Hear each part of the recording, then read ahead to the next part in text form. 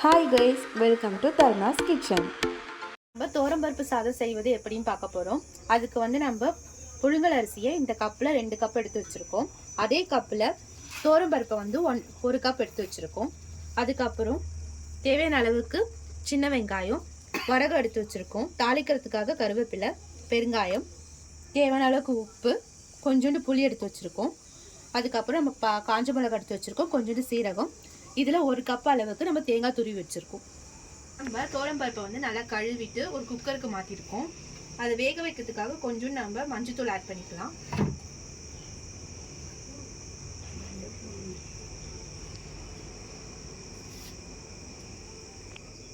இப்போ வந்து நம்ம குக்கர் மூடியை போட்டுட்டு இதை ஒரு 10 நிமிஷம் நல்லா வேக வைக்கலாம். வேக வச்சுட்ட பிறகு நம்ம தேவையான பொருளை பருப்பை வந்து விசில் வச்சு இறக்கி வச்சுருக்கோம்.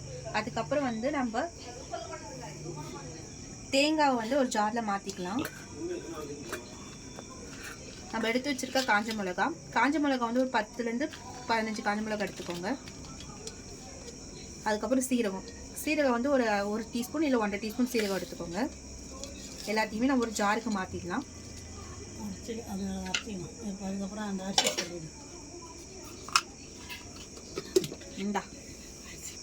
அரிசியை வந்து நல்லா நம்ம கழுவி தண்ணியை வடிகட்டி எடுத்து வச்சுருக்கோம். இப்போ வந்து நம்ம தேங்காவை நல்லா அரைச்சி காஞ்ச மிளகா சீரகத்தை போட்டு நல்லா அரைச்சி நல்லா பேஸ்ட் மாதிரி எடுத்து வச்சுருக்கோம். இதை வந்து நம்ம தோரம்பருப்பில் கலந்துக்கலாம். சேர்த்த உடனே நம்ம வந்து அரிசி எடுத்து போட்டுக்கலாம். அதுக்குள்ள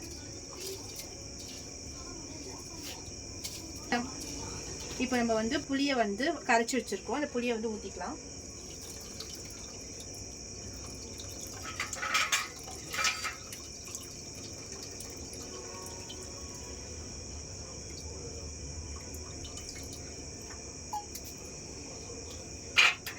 இதுக்கு தேவையான அளவுக்கு உப்பு சேர்த்துக்கலாம்.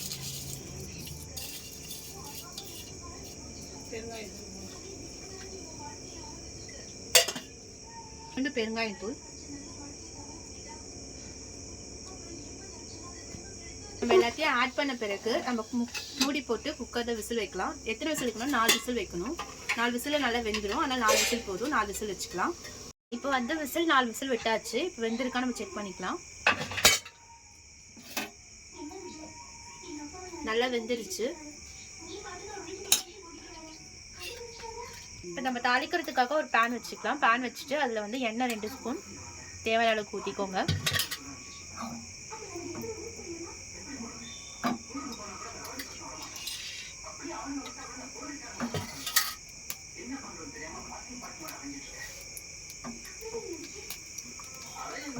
அதையும் சொல்லி போடும். முதல்ல வந்து நம்ம வெங்காயத்தை ஆட் பண்ணிக்கலாம். சின்ன வெங்காயத்தை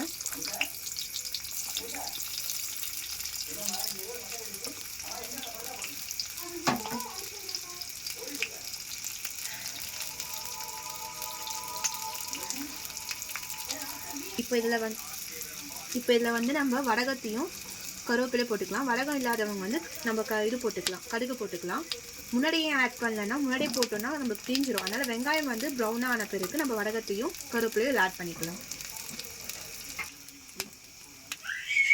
இப்போ வந்து நம்ம தாளிச்சாச்சு. தாளிச்சதை வந்து இப்போ நம்ம கிண்டி வச்சிருக்க சாப்பாட்டில் கொட்டிக்கலாம்.